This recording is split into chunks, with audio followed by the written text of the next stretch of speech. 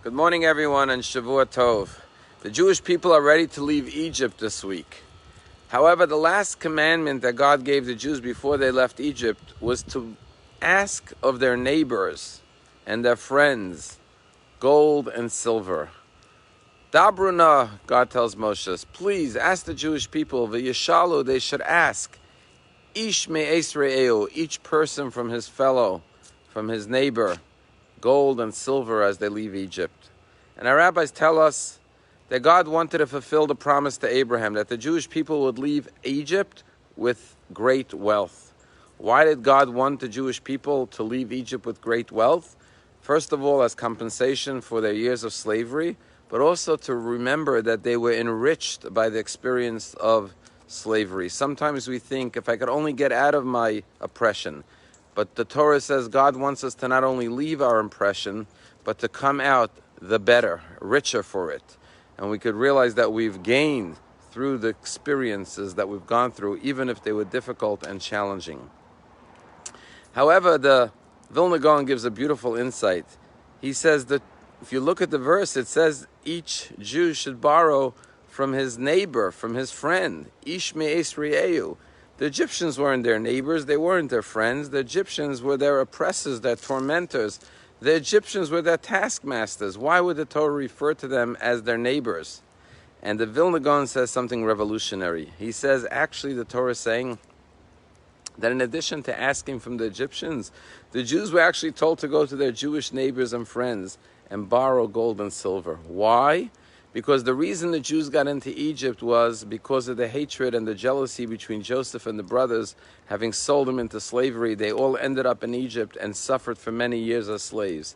The cause of their slavery was hatred among siblings, brothers and sisters. And therefore the prelude to going free was to learn to turn to one another and perform acts of loving kindness towards each other. Because when we learn to love each other, that is the first step in our personal freedom. And sometimes by helping others, we're not only helping them, but we're helping ourselves even more. We have Dr. Edith Eger on a Zoom with us, 93-year-old Holocaust survivor. And one of the amazing things she said was that those people during the Holocaust in the concentration camps who were only looking out for themselves and their own survivals didn't do as well as those who were concerned with the well-being of others. Those who shared whatever little bit of bread they had with their fellow inmates, they did better in surviving the Holocaust than those who only looked out for themselves. Because when you have a reason and a purpose beyond yourselves, that's the ultimate reason to live. And that gives you the ultimate motivation to persevere and prevail. I want to share with you an incredible story that happened as told firsthand by a member of an organization called Chaverim. Now everyone knows what Hatzalah is. Hatzalah is the 24/7 emergency rescue service that runs in many Jewish communities around the world. We have volunteers at any hour of the day or night will come and save a life. They'll leave whatever they're doing and run to help a fellow Jew in need. But up north is another organization called Chaverim. Chaverim means friends, and this organization also has a hotline.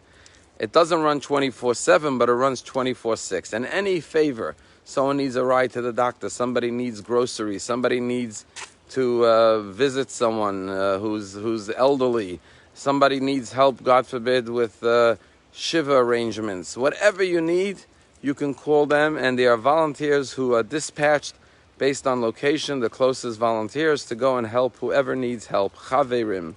And one Friday afternoon, Penny Yeager, who is a member of Chaverim, gets a call from his dispatch, and he says, there's a guy, doesn't live too far from you, and he got a flat tire, and maybe you can go help him fix his flat. He said, sure.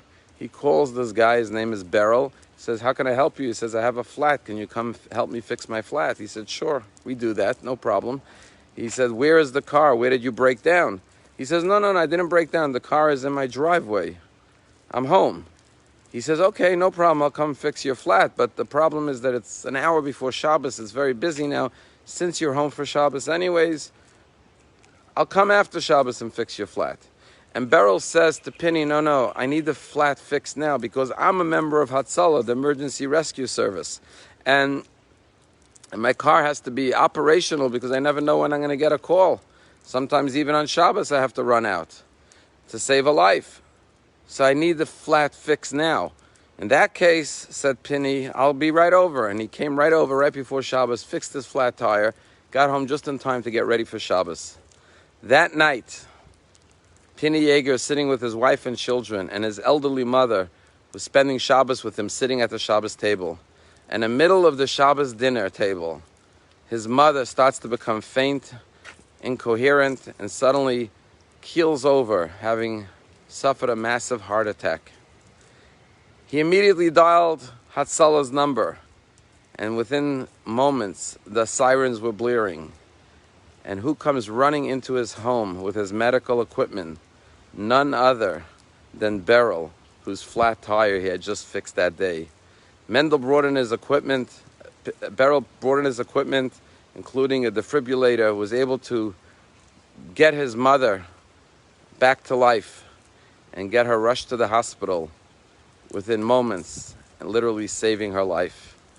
Little did Penny know that when he was changing that flat tire earlier that afternoon, he was preparing the vehicle that would save his own mother's life. This is what the Jewish people had to learn before they left Egypt. We need to lend and borrow and lean on one another. When we learn to do that, just like those Jews in the Holocaust that Dr. Edith Eger spoke about, then we learn how to truly be free internally, and then no force, no power in the world could oppress us. That is the story of the Jewish people.